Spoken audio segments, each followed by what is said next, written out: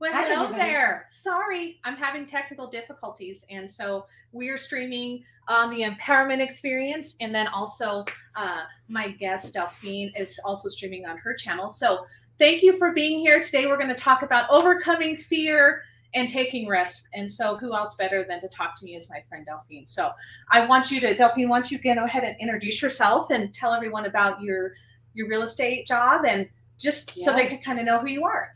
Yes, so I'm Distinctive Delphine. I've been a realtor for a couple of years. I started the day COVID shut everything down and we couldn't even show homes. Mm-hmm. I love what I do, and I am truly, I do what I do so I can give back to the community and enrich our community and make our community better. So this is really, in a nutshell, who I am, I guess. Awesome. And so you started when the first day COVID came. So tell me, oh my God, like what was that about? How did that even happen? Well, the job that I was in at the time asked me to get my license, Okay. which was really interesting because a lot of people throughout my life told me I should be a real estate agent, and I thought it was really cutthroat. I didn't want to get into that. Uh-huh. But then I was in short term rentals, and they were like, you could take your license and really help us on a different level. So I did. And then by the time I got my license, I had a couple of brokerage reaching out to me in town, and I was exploring my options there to see what was possible. And when everything shut down for COVID, I got furloughed. Uh-huh. So I was like, well, I have a real estate license. Let's see how that goes. Yeah. And so for 2 months, I didn't have a job, but I had the security of still having benefits and everything else from the furlough. And it gave me the opportunity to just jump right into real estate, give it all I got. And then they called me and said, hey, you coming back to work? And I was like, no, I really love this. Yeah. So that's how I really realized. Perfect. That's also how I realized how much the community needed, because I started being on those community needs calls with Region 10 and all the nonprofit in town, and realized that everybody quit donating in COVID. Uh-huh. And so I made the pledge to always donate at every closing a percentage of my commission back to the community, so they could not only survive COVID, but sustain, just donations keeping on flowing, I guess. Nice. Awesome. So it's so amazing. I know that, and I talk about that a lot. I did a career change very recently, and it's because I was feeling burnt out. I was feeling that I wasn't being valued. I was undervalued, and I was stuck. And so taking that jump for a lot of us who are at that point in our lives when we're wanting to find something that really feeds our soul and also pays our bills, because we obviously have to do that, Mm-hmm. is super scary, especially when you have kids that are teenagers that are going to college and trying to figure out how to do that. And so how did you how were you dealing with the fear that sometimes comes with, like, oh my gosh, I'm doing stuff on my own, I'm doing something different? How do you balance that and keep going through when you're scared some of the time? I think I'm scared all the time. Yeah. It's not easy to admit that, but I think most of us are scared all the time. But I think fear can be taken two ways. Yeah. You can use your fear to succeed, or you can use your fear to paralyze you. Mm-hmm. So my fear paralyzed me for a while. So I did both real estate, and at the time I worked for Vacasa.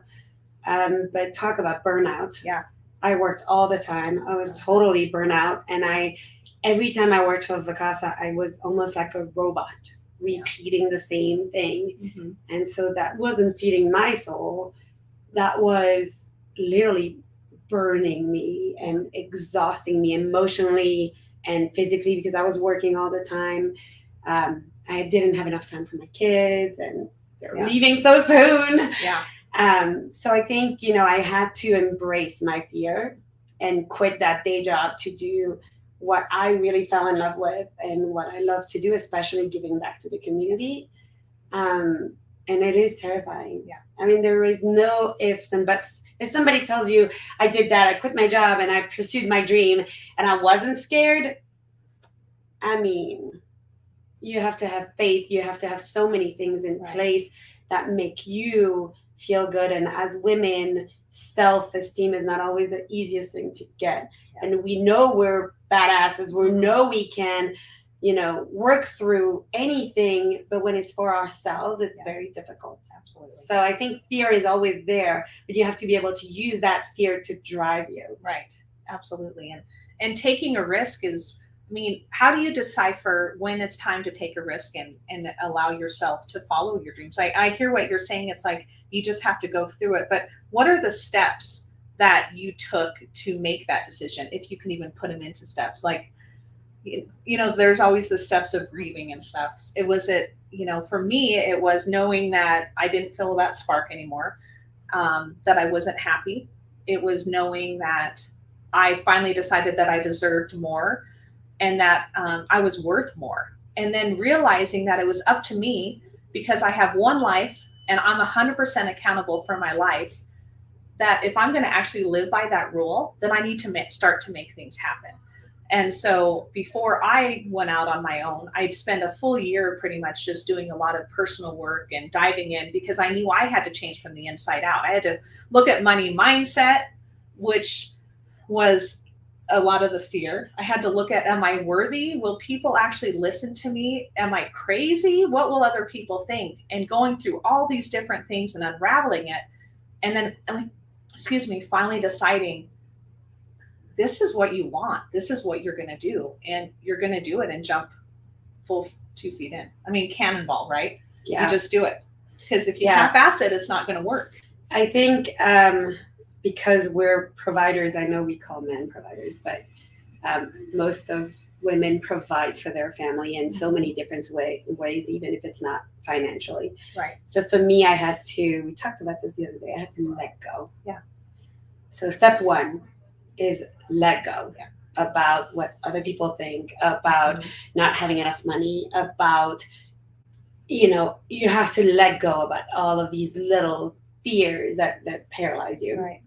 And number 2 is believing in yourself, that you are worthy of doing something for you, because it's not believing in ourselves that we can't achieve certain tasks. We know we can, but that we're worthy of receiving more. Yeah.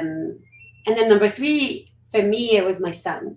As I was going through this transition, I talked to my kids, like, we might not be able to do everything we're doing right now. Right. Because, we're doing a lot and we're going on vacation. And so we might have to refrain from buying everything we want all the time.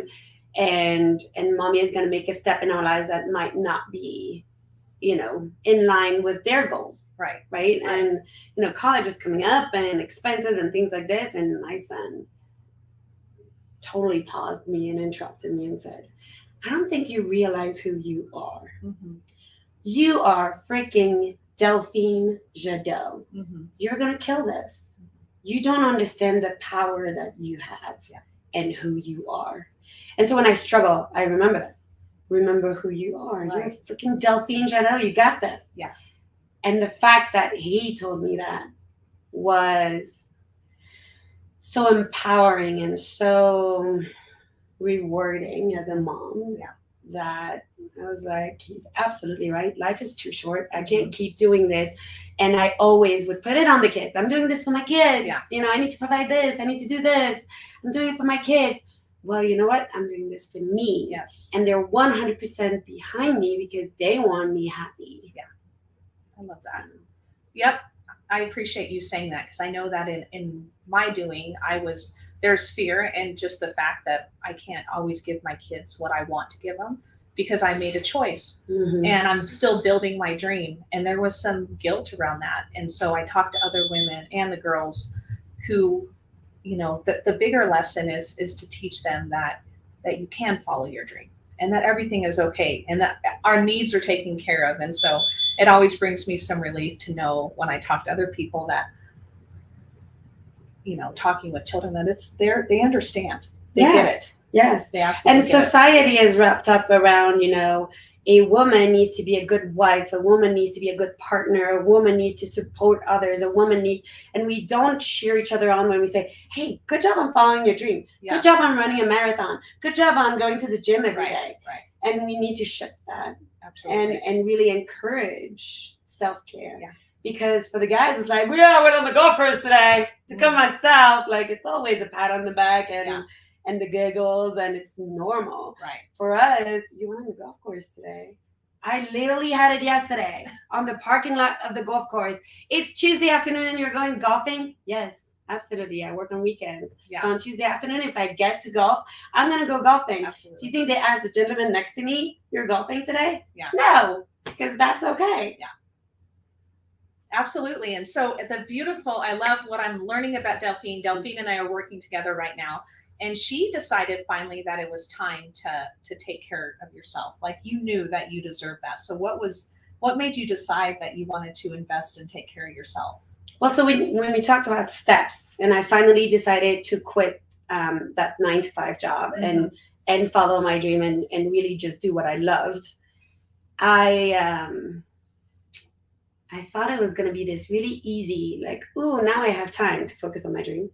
And instead, I was almost paralyzed because I didn't know how to do something for me. Oh my God, yeah. So if I have a boss, I'm going to prove to them that they've made the best investment in me, that I'm the best at what I do, and I always will follow that. But all of a sudden, I had to do that for me. Yes. And I felt, I procrastinated, which I never do. I even stopped working out as much. It was almost like I couldn't accept that I deserved to do that for me and not somebody else.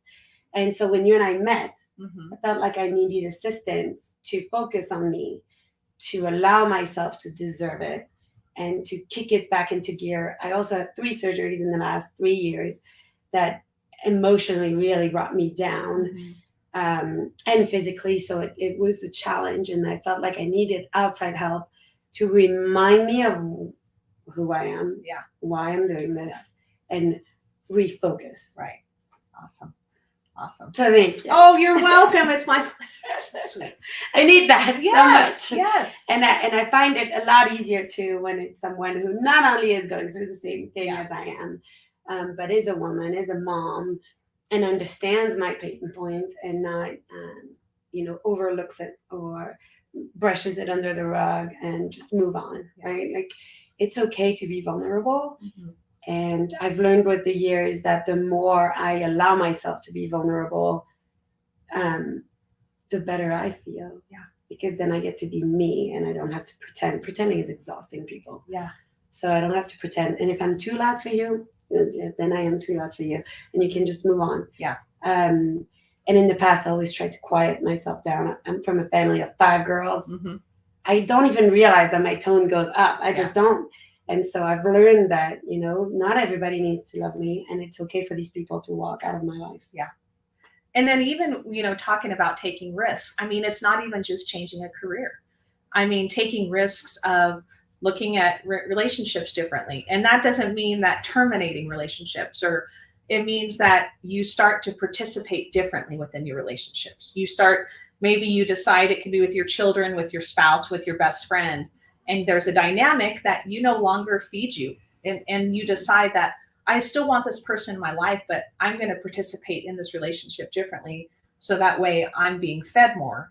And so that's a risk in itself, because potentially you could lose that relationship. So all these changes, right? What other risks do you recall, or things that you've gone through besides maybe jobs and relationships, that you feel that in that midlife type stage that we're kind of coming up against all the time? So something I realized about myself at my age now, probably when I hit 40, is that, well, number one, I do not care what people think of me. But I really let go of that. There is it's one thing to say, I don't care what people think. Right. But then, you're always trying to gain people's approval. Sure. And that was important to me because I didn't have that growing up. So I always sought approval, and I don't anymore. I still struggle with that, I think, in my romantic relationship. But also allowing myself to be loved by somebody else I didn't realize how difficult it was for me until I found someone that it was worth looking into. So that's definitely an obstacle for me. And letting go of control in your life. Control is an illusion. You can't control everything. You can't control most things. Yes. And going with the flow, really back to the let go. Yeah. I don't know. Hormones are a challenge too. That's something else. Yeah. Delphine and I always talk. We're like, if you're going to let go and trust, we had this conversation, trust the universe or whatever your higher power is, whatever that looks like spiritually for you, then you're going to trust. It's not like, today I'm going to trust it. And then if something in you perceived to be a negative or a down and you get angry, it's really saying, I'm going to trust whatever happens is for my highest good. And that's a hard place to get. But once you get there and you just accept it, it's like a weight lifted off your shoulders. Like, okay, today kind of sucks, but I'm going to trust that it's for my highest good and I'm learning a lesson and I'm choosing, right? We choose every day to grow. Yes. Given whatever situation, I'm going to choose to be angry. I'm going to choose to be resentful. Or I'm going to choose to be positive and grow. And I'd rather be positive and grow. That's who I want to be. And I know that's who you are. Yes. Well, what you helped me the most with is to learn to be kind to myself.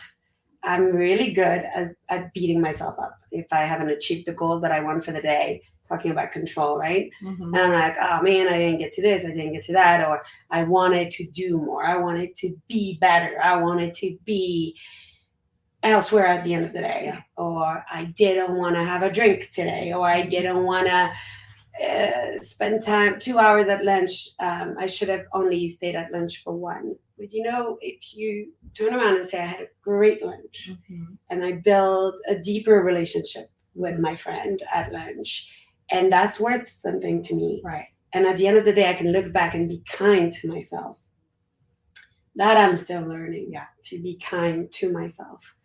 And also, I don't know if you know who Gary Vee is. I've heard, yes. I love him. Today he was saying, I wish that at the end of the day, people could have a book, like a small little book of everything they complained about today. Yeah. And they could read it and they would have to read it out loud to someone else. Ooh. Wouldn't you think that half of this shit you wouldn't say? Yeah, absolutely.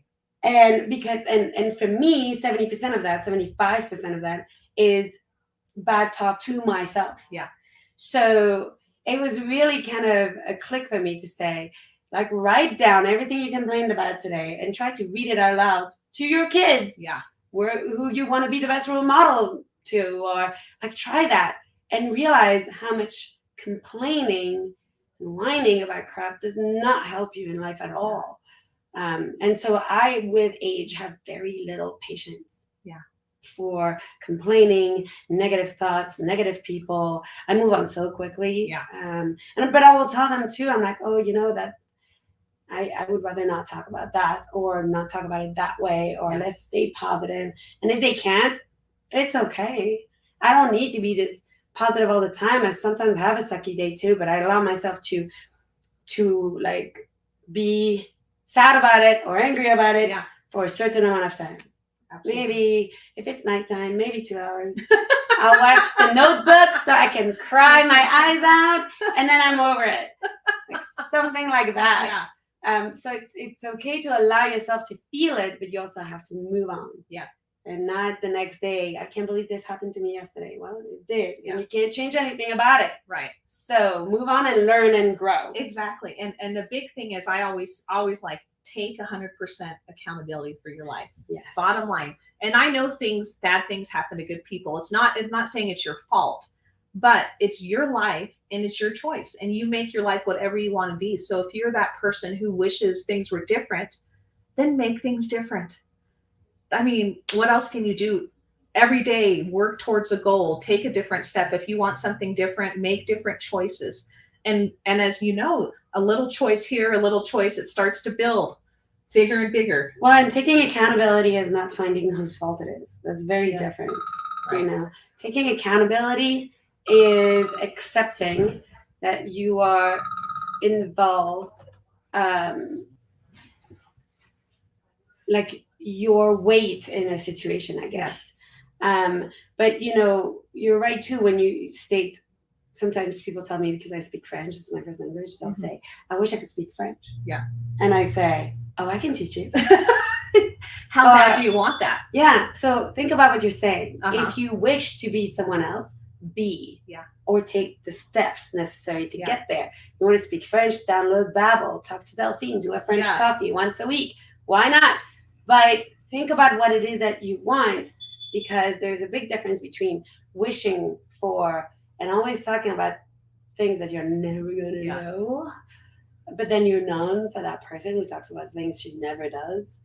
And that can really impact your relationships. Yeah. So just think next time you say, I wish I could, why can't you change the word wish with I will do Yeah. this? I will look into that Yeah. and see what that entails. Like Right. I used to say, I want to be better at social media. Mm-hmm. Social media is important, blah, blah, blah. Turns out I hate social media, Yeah. and I should hire that out. Yeah. Like that. It's really important to really realize what it is that you want, how to get there, and is it truly what it is that Yeah. you want? Because if you understand your power, that you can get what you want, Absolutely. and that if you put things in place to get there, is this truly something you wish you were doing, or you wish you were? When, oh, I wish I was giving back. Like, people tell me that all the time. Yeah. Oh, I wish I could give back like you. Well, Then do it. Yeah. Oh, I can't afford it. Well, neither can I. Just take it off the top of the check and I just move on to the next house and make sure I have another sale. And it's a commitment I've made. So if you wish you were giving more, find ways to give more. It could be your time if you can't afford it. It could be, I wish I was more involved in my community. Easy to do. Right. Very easy to do. But just replace that word. Don't use I wish, but how can I be more involved? How can I be kinder? How can I love myself more? How can I, not I wish I loved myself more. I wish I made more money. Yeah. How can I make more money? Right. I always like to tell my kids, especially, I tell my girlfriends, when I say that, I wish, I'm like, well, you could wish in one hand and shit in the other and see which one fills up first. Which is true, right? Like, which is going to give you consistency, and they don't, but that's how I feel. So I appreciate what you're saying, which is a little more elegant. Delphine's a little more elegant than I am, but instead of I wish, use how can I? Yes, and you do it. And those are the risks. The risks are doing things differently, making different choices. Yes. And also, and sometimes realizing, like, failing is so important. You're like, I wish, no, you correct yourself and you say, how can I? Oh, that's actually not what I want to do. And failing is so much more part of success that we want to accept. The more you fail, I failed so many times, and I still do on a daily basis. And I teach that to my kids. You can't succeed without failing. Right. You can't figure out what you love most without having lost certain things. You can't. So just understand that every time you fail, if you choose to learn and grow, you'll be so much better for it. And it's hard at the moment because you want to mope, and that's when the notebook comes in handy for me. That's awesome. Then I cry, and all of a sudden all my emotions come out, and then I can move on. Yes. So it's okay to feel crappy, but find ways to do how can I versus I wish. Absolutely. I love that, and that is some good advice. And I really appreciate you being here. And do you want to tell, if you're looking for the realtor with the heart, how can people get a hold of you? Distinctive Delphine all over social media. So whether you're on Facebook or YouTube, or it's just at Distinctive Delphine Instagram. And otherwise, you can reach me at 970-393-2770. Anytime, call. I would love to help you. You know what I do love to do is educate people. So if you want to know about the market, where are we? Where is the real estate market going? Why? I'm a data geek, and I love to provide information, data, and on where we think the market is going and where we are today. Awesome. Cool. And if you're interested in being on the Wednesday live with me, I'd love to have you. Or if you're interested in a breakthrough session for free, just to kind of sit down and see if you're ready to make some changes in your life, love to sit down and talk with you and help with you. And just so you know, I'm taking my oldest daughter to college next Wednesday, so I won't be able to do a live, but I will be here on Thursday at 12:15. So I hope to see you then. And it's been so fun. Love Delphine. We've had a great time. And make comments. Let us know what you want to talk about, what you thought. It's just fun. So thank you, and love you guys. Have a great day. Stay positive. Take accountability for that life. And I will see you next week. See ya. Thank you, guys. Thank you.